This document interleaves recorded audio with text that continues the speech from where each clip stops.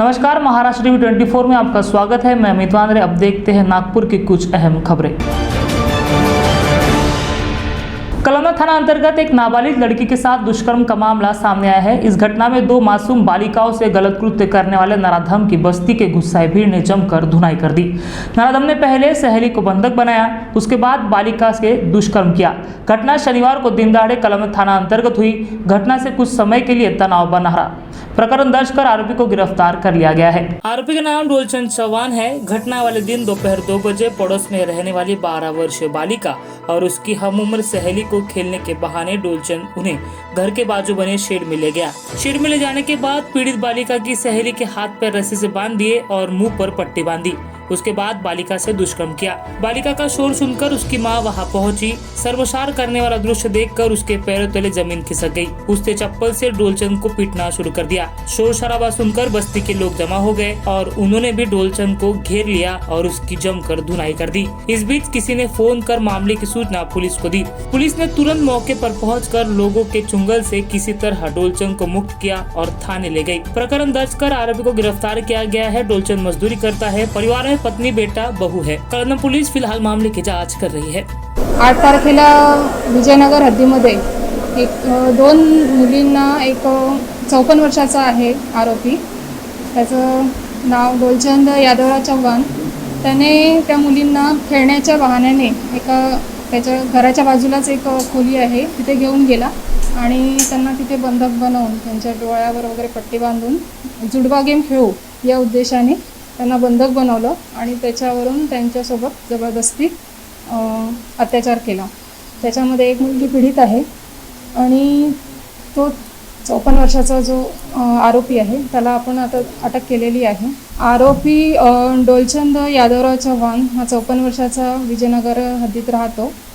त्याच्यावर याआधी गुन्हे दाखल नाही आहे आणि आता सध्या आपल्या तो ताब्यात आहे। त्याचा आज PCR घेणार आहे। तो टाइल्स काम करतो। कपिलनगर थाना क्षेत्र में तेज गति से बाइक चलाने से टोकने से आरोपी जंखाया ने साथी के साथ मिलकर एक व्यक्ति पर जानलेवा हमला कर उसकी हत्या का प्रयास किया। रविवार देर रात समतानगर फैब्रिकेशन दुकान नाले के समीप आरोपी ऋषिकेश उर्फ दंद्या उर्फ जंखाया विशाल नागदेवते तेज गति से बाइक चला रहा था। बस्ती में बच्चे खेल रहे थे। दीपक सिद्धार्थ सहारे मित्र रवि गोपाल कामले ने उसे इसके लिए टोका तो आरोपी जंखाया ने अपने साथी ऋषि विशाल नागदेवते, 17 वर्षीय नाबालिग आरोपी रवि तथा अज्ञात 2 साथी को बुलाकर गुप्ती व तलवार से दीपक सहारे के गर्दन पर वार कर उसे जख्मी कर दिया। तर फिर्यादी आहे दीपक सिद्धार्थ सहारे, जनता 8 समतानगर या ठिकाणी राहतो। त्याने फिर्याद दिलेली आहे। त्याच्या फिर्यादीप्रमाणे काल रात्री 9:30 वाजल्या सुमारास तो आणि त्याचा जखमी मित्र रवी गोपाळ कांबळे, इतर 2 मित्र असे समतानगरच्या फॅब्रिकेशन दुकानासमोर बसले होते। त्यावेळेस समतानगर जरीपटका हद्दीतील राहणारा जो एक इसम आहे, मोटरसायकलवर त्या गल्लीतून वेगाने मोटरसायकल घेऊन जात होता। त्यावेळेस रवी गोपाळ कांबळे यांनी त्याच गल्लीमध्ये लहान मुलं खेळत असतात, मोटरसायकल हळू चालवत जा असं त्याला सांगितलं। त्याच्यावरून त्याला राग आल्याने त्याने त्याला रुका मैं तेरे को 5 मिनट बताता मैं क्या चीज़ हूँ, तू मुझे कैसे सिखाएगा असं म्हणून तो निघून गेला। त्यानंतर 5 लोकांना घेऊन सोबत आला, 2 मोटरसायकलवर 6 जण सोबत आले। त्यांनी पुन्हा त्या मुलाला तिथून तू मेरे को क्या सिखाएगा, तेरा काम खत्म करता हूँ, तुझे मैं कौन हूँ पता नहीं क्या असं म्हणून त्याच्या हातातील चाकू आणि गुप्तीने तलवारीने भोसकला आहे। तसेच त्याला वाचवण्यासाठी गेलेला जो फिर्यादी आहे त्याला पण किरकोळ जखम झालेली आहे। त्यातून जखमी आहे रवी गोपाळ कांबळे हा सध्या मेओ हॉस्पिटलमध्ये उपचार घेत आहे। त्याची प्रकृती गंभीर आहे। तसेच यातील जो मुख्य आरोपी आहे ऋतिक विशाल नागदेव याला गुन्ह्यात अटक केलेली आहे। न्यायालयात पाठवून त्याची योग्य ती कोठडी घेऊन पुढील तपास करत आहोत। तसेच गुन्ह्यातील इतर आरोपी शोधून त्यांच्यावरही कडक कायदेशीर कारवाई करीत आहोत। याचे जे मुख्य आरोपी आहे ऋतिक गोपाल नागदेव, याच्यावरती मोठ्या प्रमाणामध्ये क्रिमिनल रेकॉर्ड आहे। याच्यावरती यापूर्वी जरीपटका पोलीस ठाण्यामध्ये वेगवेगळ्या कलमाने गुन्हे दाखल आहेत। त्याच्यामध्ये त्याच्या वेगवेगळ्या पद्धतीने प्रतिबंधक कारवाई करण्यात आलेली होती, MPDA करण्यात आलेलं होतं। तरी त्याच्या अजून हरकती सुधारलेल्या नाहीत, तर त्याच्या यापुढे अधिक प्रतिबंधक कारवाई करायची। जोरबटका पुलिस स्टेशन की हद में पाटनकर चौक में रविवार के दिन दहाड़े मटन व्यापारी जगदीश मदने की उनके परिसर में रहने वाले राजू कटारे, गोलू उर्फ कुणाल बावने, विक्की बावने और बलराज कटाने ने अपने 10 से 12 साथी के साथ मिलकर हत्या कर दी। पुलिस ने बताया कि हत्या मटन दुकान को लगाने के लिए हुई, पर मृतक के परिजन का कहना है कि हत्या 2012 में प्रॉपर्टी के एक मामले को लेकर हुए झगड़े के रंजिश में हुई है, जिसकी और किसी का ध्यान नहीं है। पाटनकर चौक में दिन दहाड़े मटन व्यापारी जगदीश मदने की हत्या हो गई। हत्या करने वाले भी उसी के सगे संबंधी है। आरोपियों का नाम राजू कटारे, गोलू उर्फ कुणाल बावने, विक्की बावने और बलराज कटाने बताया जा रहा है। पुलिस ने बताया कि हत्या मटन की दुकान को लेकर हुई है।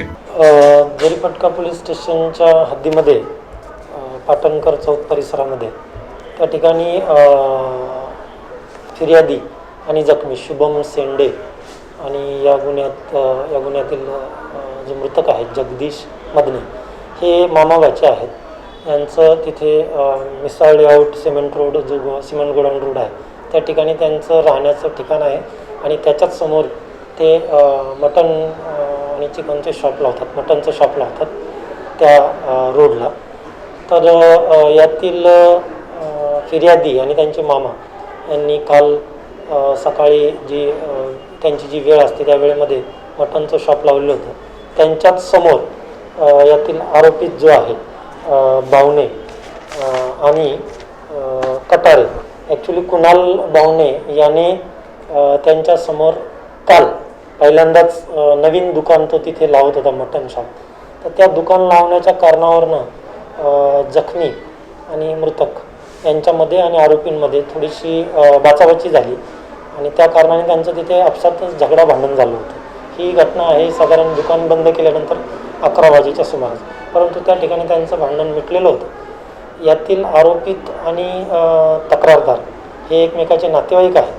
ते मिटलेल्या भांडणानंतर परत यातील आरोपित जे आहेत हे फिर्यादी जो आहे आणि मृतक जो आहे यांच्या घरी त्याच कारणाने त्यांची समजावण्यासाठी किंवा वाद मिटवण्याच्या अनुषंगाने ते गेले होते, परंतु त्या ठिकाणी त्यांच्यामध्ये वाद न मिटता पुन्हा जास्त स्वरूपात वाद झाला।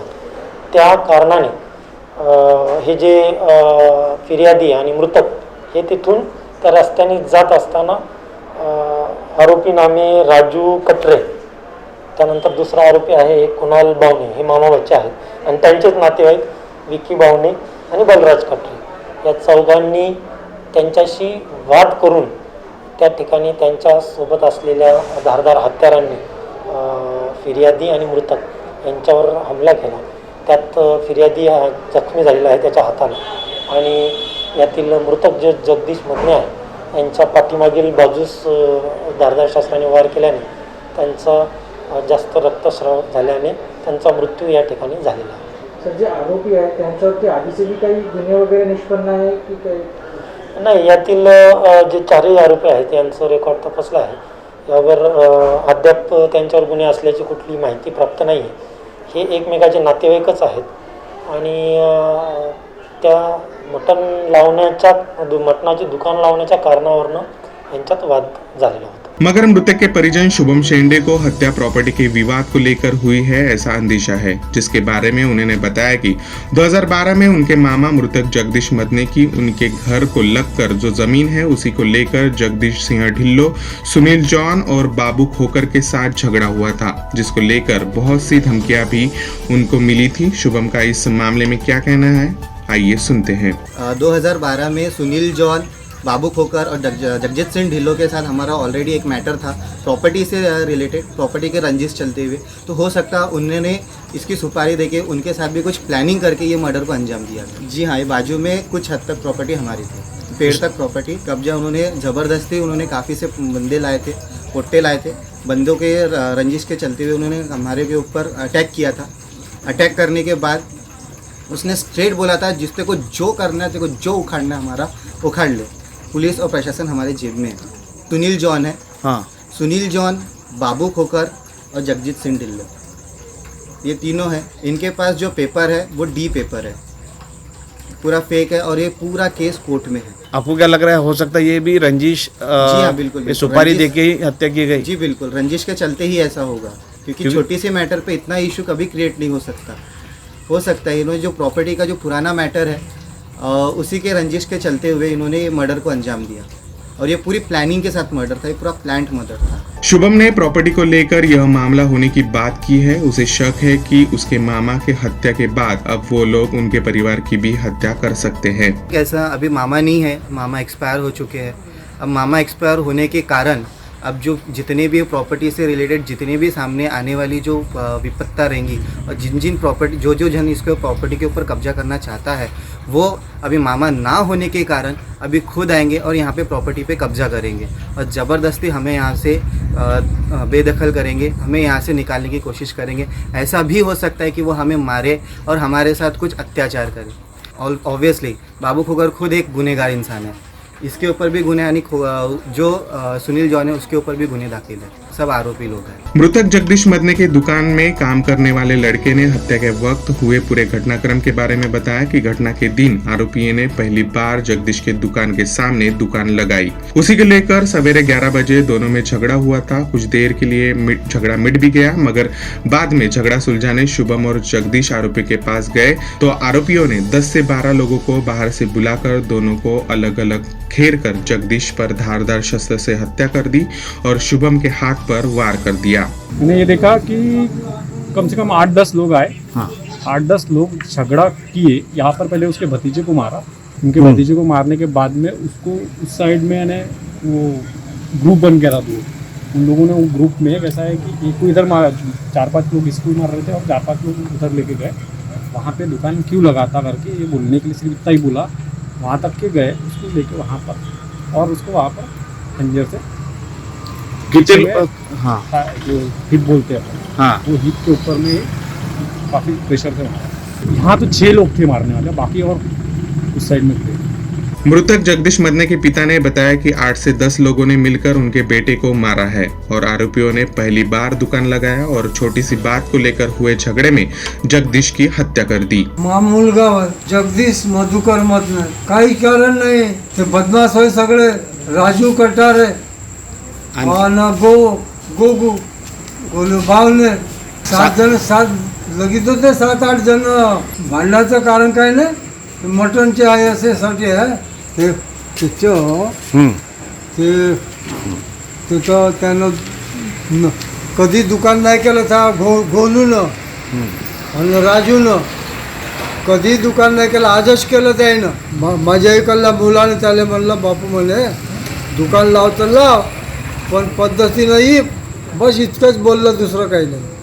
बस हो, तू माझ्या दुकानावर दुकानावर येऊन पडले एवढे बी। हो, बाहेरचे आणले 9-10 जण, राजू कटाऱ्याने आणले, गोलून आणले नाही, दूसरा नंबर हो या, हीरा पहला नंबर हो। यह पूरा मामला पहली नजर में दुकान लगाने को लेकर हुए विवाद को लेकर हुआ है ऐसा नजर आता है, मगर 2012 में मामले पे अगर नजर डाले तो प्रॉपर्टी को लेकर एक सोची समझी साजिश यह नजर आती है। पुलिस ने इस मामले में इस एंगल से भी जांच करने की जरूरत है ताकि मृतक जगदीश को न्याय मिल सके और उनके परिवार को उनका अधिकार। महाराष्ट्र टीवी 24 के साथ कैमरा पर्सन वीरेंद्र के साथ प्रकाश शुंकलवार की रिपोर्ट। खबरों में फिलहाल इतना ही। आप देखते रहिए महाराष्ट्र टीवी 24। नमस्कार।